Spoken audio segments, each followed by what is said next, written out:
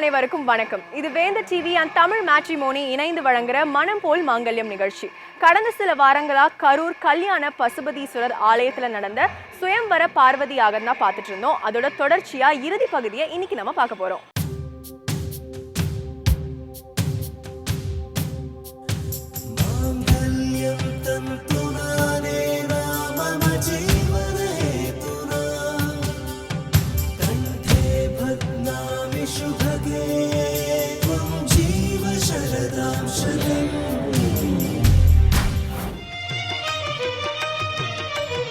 அக்னியாகப்பட்டது வளர்ந்து வரும் நிலையில் மதுரையம்பதியில் மீனாட்சி சுந்தரேஸ்வரர் திருமணம் நடைபெற்ற போது புராணப்படி அங்கு என்னென்ன நடந்தது என சொல்ல வந்தவர் மானிடர்கள் அனைவரும் உணரும் வண்ணம் மகாதேவன் இந்த உலகுக்கு சொல்ல வந்த செய்தி என்ன என்பதனை அற்புதமாக சொல்கிறார். மதுரையம்பதியிலே மீனாட்சி திருக்கல்யாணம். சொக்கநாத பெருமான அலங்காரம் பண்ணி கூட்டிட்டு வராங்க. சொக்கநாத பெருமானுக்கு அலங்காரம் செய்யக்கூடியவர் யாருன்னா குபேர பெருமான் வந்து அலங்காரம் பண்ணுறார். சொக்கநாதர் தங்கிட்ட இருக்கக்கூடிய செல்வங்களை எல்லாம் கொட்டி அலங்காரம் பண்ணுறார். அவருக்கு என்ன பண்ணுறதுன்னே தெரியல. அலங்காரம் பண்ணுறதுன்னு ஒரு அர்த்தம் உண்டு, ஆனால் என்ன அலங்காரம் பண்ணுறது, யாருக்கு அலங்காரம் பண்ணுறது, எப்படி பண்ணுறதுன்னு அவருக்கு புரியல.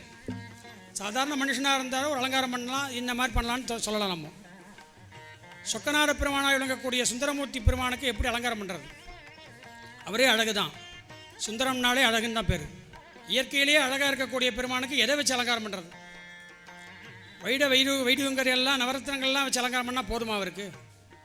அதெல்லாம் எடுக்குமா? அதெல்லாம் அந்த மாதிரி சுந்தரமூர்த்தி பெருமானுக்கு நம்ம என்ன அலங்காரம் பண்ணுறது?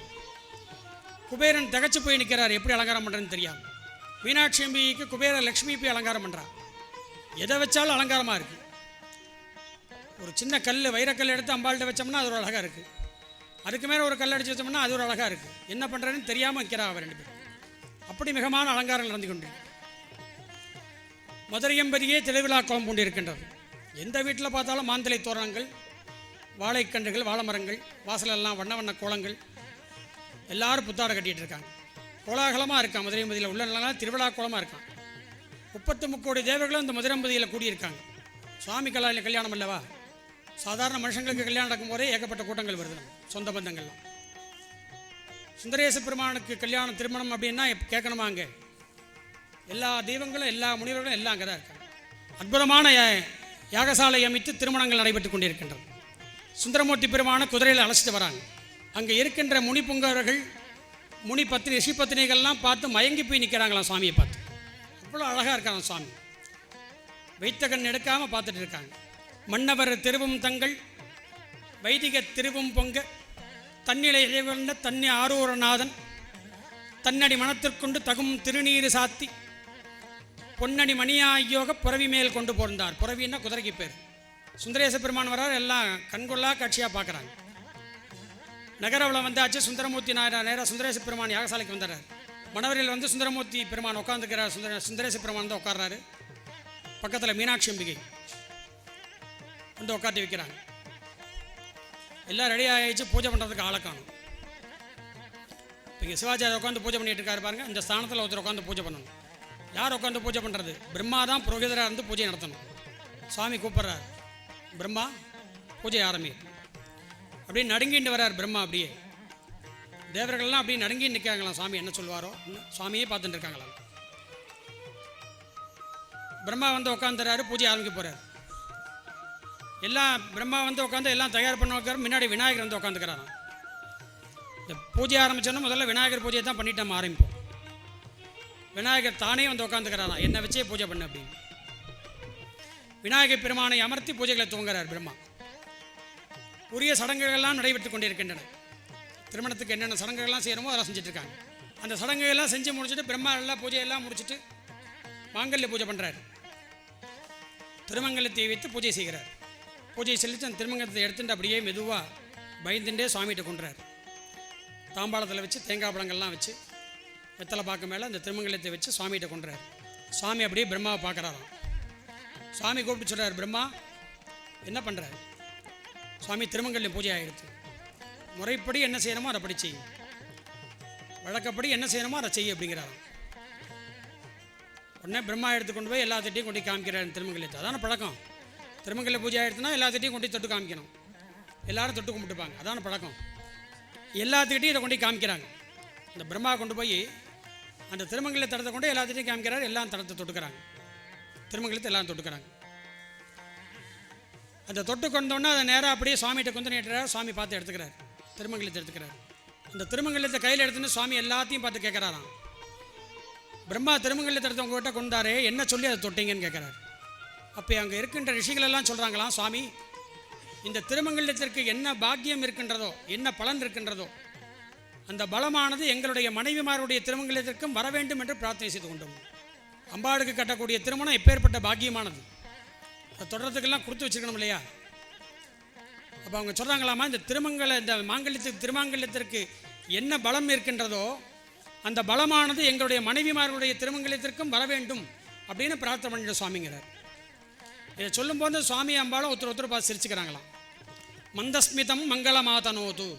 இந்த அரிய இந்த நல்ல வார்த்தையை கேட்ட சுவாமி அம்பாலும் ஒருவரை பார்த்து அண்ணலும் நோக்கினான் அவளும் நோக்கினாங்கிற மாதிரி இருவரும் ஒன்று பார்த்து சிரிச்சுக்கிறாங்களாம். அந்த சிரிப்பானது நமக்கெல்லாம் நன்மை பயக்கட்டும் என்று புராணங்கள் கூறுகின்றது. மந்தஸ்மிதம் மங்களமாதனோது. மந்தஸ்மிதம்னா புன்னகைக்கு பேர். இந்த புன்னகையானது இறைவனும் இறைவியும் கொடுக்கின்ற இந்த புன்னகையானது நமக்கெல்லாம் மங்களத்தை உண்டு பண்ணட்டும். மங்களம் ஆதனோதுன்னா உண்டு பண்ணட்டும்னு அர்த்தம். மனம்போல் மாங்கல்யம் நிகழ்ச்சியில சுயம்பர பார்வதி யாகத்துல கலந்துகிட்ட மக்களுடைய வரன்களை நம்ம இந்த நிகழ்ச்சியின் மூலயமா டிவியில காட்ட போறோம்.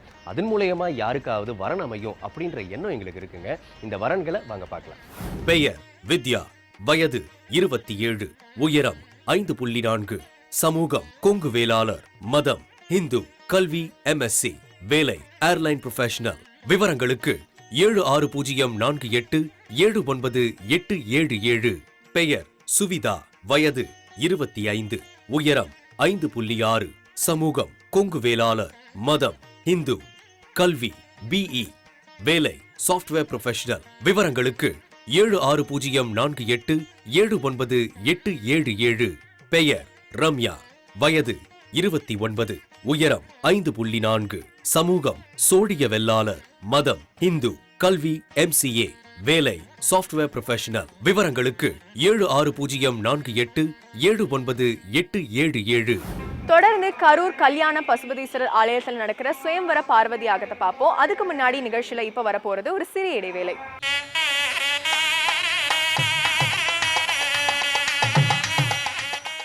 வேந்த TV and Tamil matrimony for happy marriages இணைந்து நடத்துற மனம் போல் மாங்கல்யம் நிகழ்ச்சியை தொடர்ந்து பார்க்கலாம். இல்லறத்தில் ஈடுபட்டு குடும்ப வாழ்வில் இணையும் ஆணும் பெண்ணும் அறிய வேண்டிய தாலியின் பெருமை பற்றியும், ஆலயங்களுக்கு சென்று வழிபட வேண்டிய முறைகள் மற்றும் குங்குமத்தின் சிறப்பு பற்றியும் கூறுகிறார். பெண்கள் போட்டிருக்க திருமங்கல்யம் கணவனுக்கு மட்டும்தான் தெரியணும், வேற யாருக்கும் தெரியக்கூடாது. நிறைய விஷயங்கள் இருக்கு, சொல்லணும்னா நிறைய சொல்லலாம், மணிக்கணக்கில் உட்காந்து பேசலாம். கேட்கறதுக்கு தான் இன்னைக்கு ஆள் இல்லை. இன்னைக்கு திருமங்கலத்தை கணவனை தவிர யாரும் பார்க்கக்கூடாது, கணவனை தவிர யாரும் தொடக்கூடாது. திருமணம் பண்ணுறாங்க இல்லையா மணமேடையில், இந்த மாங்கல்யதாரன் ஆன உடனே அங்கே இருக்கக்கூடிய சிவாச்சாரியர் இருக்காங்க, அவங்க சொல்லுவாங்க, திருமணம் பண்ணி வச்சவங்க இந்த திருமங்கலத்தை எடுத்து உள்ள புடவுக்குள்ளே போட்டுக்குமாங்க. ஏன்னா அது வெளியில் தெரியக்கூடாது. இந்த திருமங்கலத்தை பார்க்கக்கூடிய ஒரு தொடக்கூடிய பாக்கியமும் பார்க்கக்கூடிய ஒரு இதுவும் கணவனை மட்டும்தான் சேர்ந்தது, வேறு யாருக்கும் கிடையாது. அதனால் அதை பத்திரமா உள்ள பத்திரப்படுத்தி வச்சுக்கணும். எதை கழட்டினாலும் அந்த திருமங்கலை நம்மோட ஒட்டிகிட்டே இருக்கணும். அதுதான் நமக்கு பந்தத்தை கொடுக்கக்கூடியது. இந்த திருமங்கலம் நம்ம கூட எவ்வளவுக்கெல்லாம் இந்த திருமங்கல்யமானது நமது உடம்புல பட்டுட்டு இருக்கோ அந்த அளவுக்கு நம்ம குடும்ப சுபிக்ஷமாக இருக்கும். குடும்பத்திலே கணவர்கள் நல்லபடியாக இருப்பார்கள், தேக ஆரோக்கியத்தோடு இருப்பார்கள், எந்த பிரச்சனையாலும் நிவர்த்தி ஆயிரும். ஏன்னா அந்த மாங்கல்ய பலம். பெண்கள் செய்யக்கூடிய பிரார்த்தனைக்கு தான் மகத்துவம் ஜாஸ்தி. ஒரு ஆலயத்துக்கு போயிட்டோம்னா பெண்ணை முன்னாடி, மனைவியை முன்னாடி நிற்க வச்சு கணவன் பின்னாடி நின்று தரிசனம் பண்ணணும். இதுதான் சாஸ்திரம். செலவழிக்கிறது பூரா ஆண்கள், அவர்களுக்கு பொருளை ஈட்டி கெடுக்கிறது பூரா மனைவிகள், பெண்கள் தான். ஆனால் கணவன் பிச்சை எடுக்கக்கூடியவனாக இருக்கணும், பிச்சை கேட்கக்கூடியவனாக இருக்கணும், பிச்சை பெறக்கூடிய பாத்திரமாக மனைவி இருக்க வேண்டும். சாமிகிட்ட போய் பிரார்த்தனை பண்ணும்போது மனைவி கேட்டால் உடனே அள்ளி கொடுத்துருவார் சுவாமி. பெண்கள் கேட்டால் உடனே இறங்கி வரக்கூடியவர். என்ன கேட்டாலும் உடனே எடுத்துக்கோ. ஏன்னா பெண்கள் தவறாக இது சுவாமிகிட்ட போய் கேட்க மாட்டாங்க. குடும்பம் நல்லா இருக்கணும், குழந்தைங்க நல்லா இருக்கணும், கணவன் நல்லா இருக்கணும், வியாபாரம் நல்லா இருக்கணும், இதுதான் கேட்பான். அப்போ அவன் கேட்குறத அள்ளி கொடுக்கக்கூடிய பெருமான் பெண்களுக்கு அள்ளி கொடுப்பார். அப்போ அப்போ அவங்கள முன்னாடி நிற்க வச்சு அவங்க மூலமாக வரங்களை நாம் பெற வேண்டும். இதெல்லாம் சாஸ்திரங்கள் சொல்லக்கூடியது. அந்த வகையாக இந்த திருமங்கல்யத்திற்கு அவ்வளோ பலன்கள் உண்டு. குங்குமம் எங்கேயா கொடுத்தாங்கன்னா அது குங்குமம் தாங்க நெத்தியில் எட்டுக்கணும், வகட்டுக்கு எட்டுக்கணும், திருமங்கலத்தை எட்டுக்கணும். இதுவும் சாஸ்திரம்தான். ஆனால் இன்றைக்கி குங்குமம்லாம் பார்க்கவே முடியறதில்லை. இன்றைக்கி எல்லாமே ஸ்டிக்கர் மயமாக போட்டிருக்கு. எல்லாமே டக்குன்னு பரப்புறாங்க, ஒரு ஸ்டிக்கர் எடுத்து நெத்தியில் ஒட்டிக்கிறாங்க, போயிட்டே இருக்காங்க இன்றைக்கி. அதனால் நல்லதும் உண்டு, கெட்டதும் உண்டு. ஒரு சில இடங்களுக்கு போகிறோம், கல்யாண கார்த்திகைக்கே போகணும்னு வச்சுங்களேன், நல்லா வேர்க்குது அப்படின்னா அந்த ஸ்டிக்கர் பசை இல்லாமல் விழுந்துடும், கீழே விழுந்துடும். அப்போதைக்கு எங்கே போய் தொலை வருது நம்ம. அப்போ அந்த ஆஷாவை வச்சு இந்த மை வச்சு குங்குமம் வைக்கிறாங்க பாருங்கள், அதை வச்சுட்டாங்கன்னா ஒரு நாள் பூரா அப்படியே இருக்கும், கீழே விழுகாது. ரெண்டாவது இன்னொரு விஷயம், இந்த புருவத்துக்கு மத்தியத்தில் தான் குங்குமம் வைக்கணும். இந்த 2 புருவத்துக்கு நடுவில் தான் குங்குமம் வைக்க வேண்டும். என்ன காரணம்னு கேட்டிங்கன்னா ஆகர்ஷண சக்தி அந்த இடத்துல தான் இருக்குது. இந்த 2 புருவத்துக்கு நத்தியதில் தான் நடுவில் தான் ஆகர்ஷண சக்தி இருக்குது. வசியம் பண்ணுறாங்க பாருங்கள், இதெல்லாம் இந்த இடத்துல தான் வசியம் பண்ணக்கூடிய இடம். அந்த இடத்துல குங்குமம் பண்ணி வச்சுட்டோம்னா வசியம் பண்ண முடியாது. இந்த குங்குமம் வந்து மகாலட்சுமி மாதிரி அந்த இடத்துல. புருவோர் மத்தியே மகாலட்சுமி லலாடே சிவமே வச்ச. நெத்தியில் சிவபெருமான் இருக்காராம், விபூதி எட்டுக்கணும் அந்த இடத்துல. புருவோர் மத்தியே மகாலட்சுமி, இந்த மகாலட்சுமி இருக்கக்கூடிய இடத்துல குங்குமம் வைக்கணும். வகட்டுக்கு குங்குமம் வைக்கணும், திருமங்கலத்துக்கு குங்குமம் வைக்கணும். தினம் காலையில் குளிச்சுட்டு வந்தோடனே முதல்ல நெத்தியில் குங்குமம் வச்சுட்டு தான் மற்ற வேலையை பார்க்கணும். அந்த பசையெல்லாம் பூசி அதுக்கப்புறம் பவுடரை போட்டு இதெல்லாம் பண்ணிவிட்டு அதுக்கப்புறம் நிதானமாக அதெல்லாம் காஞ்சதுக்கப்புறம் அதுக்கப்புறம் குங்குமம் வைப்பாங்க. அதெல்லாம் பண்ணக்கூடாது. முதல்ல குளிச்சுட்டு வந்தோன்னா நெத்தி குங்குமம் வச்சிடணும். குங்குமம் வச்சுட்டோம் அப்படின்னா எல்லா மகாலட்சுமி எல்லாம் நம்ம கூடவே இருப்பாங்க. நமக்கு அஷ்டலட்சுமி நம்ம கூட வந்து அனுகிரகம் பண்ணுவாங்க. அந்த மாதிரி சாஸ்திரங்கள்லாம் சொல்லுது நிறையா விஷயங்கள். அந்த மாதிரி இன்று நடக்கக்கூடிய இந்த சுயம்பர பார்வதி யாகமானது திருமங்கலத்திற்கு பலத்தை கொடுக்கக்கூடிய யாகமானது. அதனால் திருமங்கனம் ஆனவர்கள் எல்லாரும் அம்பிகிட்ட நல்லா பிரார்த்தனை பண்ணிக்கங்க. மாங்கல்யம் நல்ல பலம் பெற வேண்டும் பிரார்த்தனை பண்ணிக்கங்க. திருமணம் ஆகாதவர்களெல்லாம் நல்லா பிரார்த்தனை பண்ணிக்கங்க. விரைவிலே திருமண பாக்கியங்கள் நடைபெற வேண்டும். திருமணம் பாக்கியம் நடைபெற்ற உடனே நல்ல குழந்தை செல்வங்கள் கிடைக்க வேண்டும், நல்லா பிரார்த்தனை பண்ணிக்கங்க. வேந்தர் டிவியும் தமிழ் மேட்ரிமோனியும் இணைந்து பொதுநலன் கருதி நடத்துகின்ற இந்த யாகத்திற்காக அனைவரும் நன்றி சொல்ல வேண்டும் என்று கூறியவர் யாகத்தை தொடங்கப் போவதாக கூறுகிறார். வேந்தர் தொலைக்காட்சி தமிழ் மேட்ரிமோனி இணைந்து மிகச்சிறந்ததாக இந்த யாகத்தை ஏற்படுத்தியிருக்கின்றார்கள். அவர்களுக்கெல்லாம் நன்றி சொல்லலாம் நம்ம. ஏன்னு கேட்டிங்கன்னா பொதுவான விஷயங்கள் இது. வீட்டில் பண்ணுவோம், நம்ம கணபதி ஹோமம் பண்ணலாம், நவகிரகம் பண்ணலாம், சுதர்சன ஹோமம் பண்ணலாம், சுயம்பர பார்வதி யோகம் வீட்லேயும் பண்ணலாம். ஆனால் பொதுவான எல்லாருக்கும் இந்த நன்மை பயக்க வேண்டும், எல்லாருக்கும் இந்த அனுகிரகமானது கிடைக்க வேண்டும், இந்த பலன் எல்லாத்துக்கும் கிடைக்கணும்னு பண்ணுறாங்க பாருங்கள். இந்த பலன் வந்து அவங்களுக்கும் சேரணும்னு நம்ம பிரார்த்தனை பண்ணிக்கணும். பண்ணிவிட்டு இந்த விழாவிலே கலந்து கொண்டிருக்கின்ற அனைவரும் நல்ல பிரார்த்தனை செய்து கொண்டு அம்பிகை வழிபடுமாறு கேட்டுக்கொண்டு இப்பொழுது யாகமானது துவங்குள்ளது என்பதனை உங்கள் அனைவருக்கும் அன்புடன் தெரிவித்துக் கொள்கிறோம். மனம் போல் மாங்கல்யம் நிகழ்ச்சியில முக்கிய அம்சமா வரன்களுடைய பட்டியலை உங்களுக்கு காட்டுறதை கண்டிப்பா மிஸ் பண்ணவே மாட்டோம். ஏன்னா யாருக்கு தெரியும், நீங்க தேடுற வரன் இதுல கூட அமையலாம் இல்லையா? வாங்க வரனை பார்க்கலாம். பெயர் ரவிக்குமார், வயது 33, உயரம் 5.5, சமூகம் வன்னிய குல சத்திரியன், மதம் ஹிந்து, கல்வி BA, வேலை ஓன் பிசினஸ். விவரங்களுக்கு 7604879877.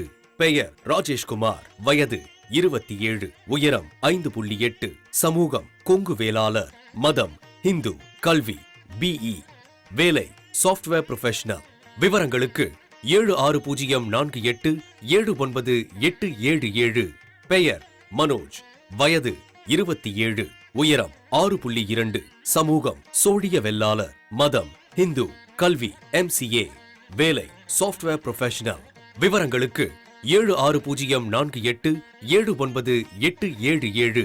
நடந்துட்டு இருக்க சுயம்வர பார்வதி யாகத்துல நிறைய சிறப்பம்சங்கள் காத்துட்டு இருக்கு. அதெல்லாம் பார்க்கலாம் ஒரு சிறிய இடைவேளைக்கு பிறகு.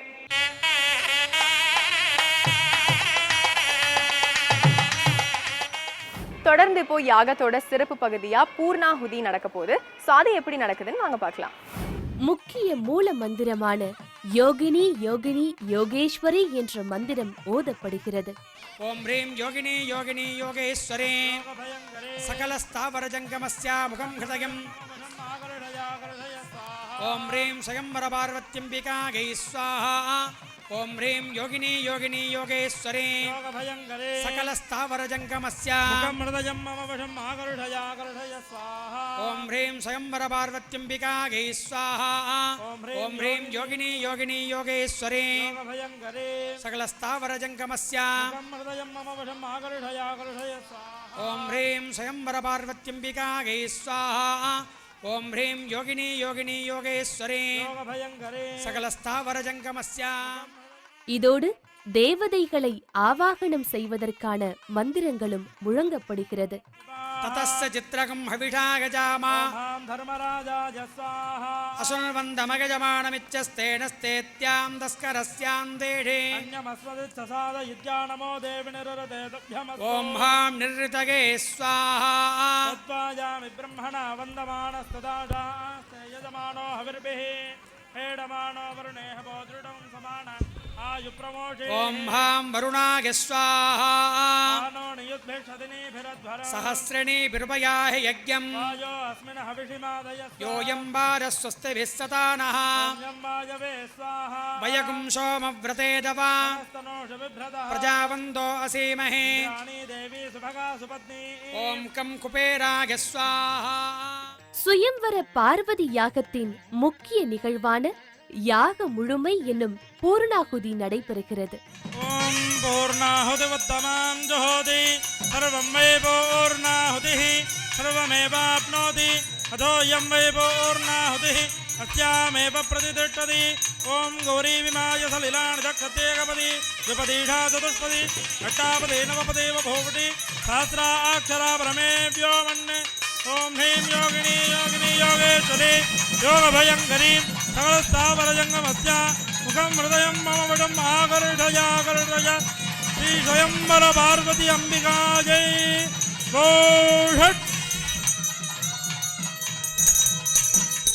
आचार्य தாங்கள் எண்ணி வந்த எண்ணம் நிறைவேறிவிடும் என்ற திருப்தியோடு யாக குண்டத்தை வணங்குகின்றனர் அனைவரும். ॐ भव स्वाहा ॐ सुव स्वाहा ॐ भोर्भुव सुव स्वाहा प्रायश्चित्तं प्राणायामम् இந்த யாகத்தின் மூலமாக கலசங்களில் இறைவனை எழுந்தருள செய்துள்ளனர். இந்த கலசங்களையே இறைவனாக பாவித்து பூஜை செய்திட எல்லோரும் பக்தி பூர்வமாய் வணங்கும் பரவச காட்சி. सप्तऋषय सप्तधाम प्रियाणि सप्तहोत्रा सप्तधात्वाय निरावृणस्वाहृतेन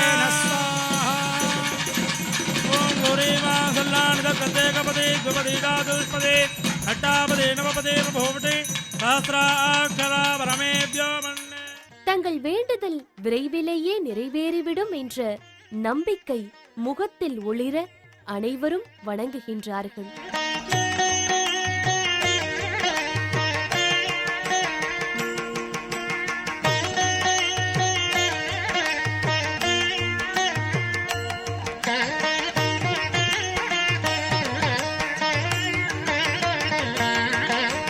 முருகப்பெருமானுக்கான பாடலை அனைவரும் உள்ளத்தில் பதிய வைக்கும் வண்ணம் பாடுகிறார். பழனியாண்டவர் பவனி வருகினார் தங்கத்தேரினிலே நவபாஷாணத்து உருவமைத்தானே போக பெருமாளே பழனியாண்டவர் பவனி வருகினார் தங்கத்தேரினிலே. வேந்த டிவியின் மனம் போல் மாங்கல்யம் நிகழ்ச்சியில் கலந்து கொண்ட அனைவருக்கும் இறை அருளுடன் கூடிய குங்கும பிரசாதம் வழங்கப்படுகிறது.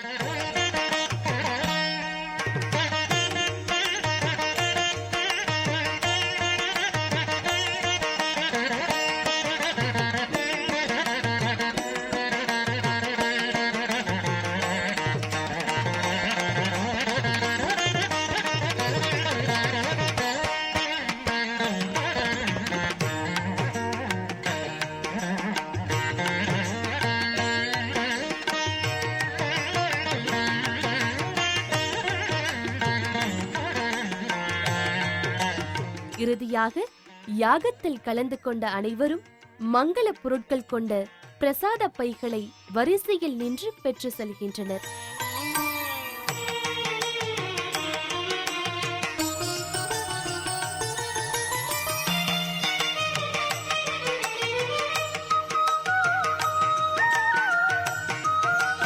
இந்த யாகத்தில் கலந்து கொண்ட அனைவரது இல்லங்களிலும் மங்கள நிகழ்வுகள் நடந்தேற கரூர் கல்யாண பசுபதீஸ்வரர் அருள் புரிவாராக.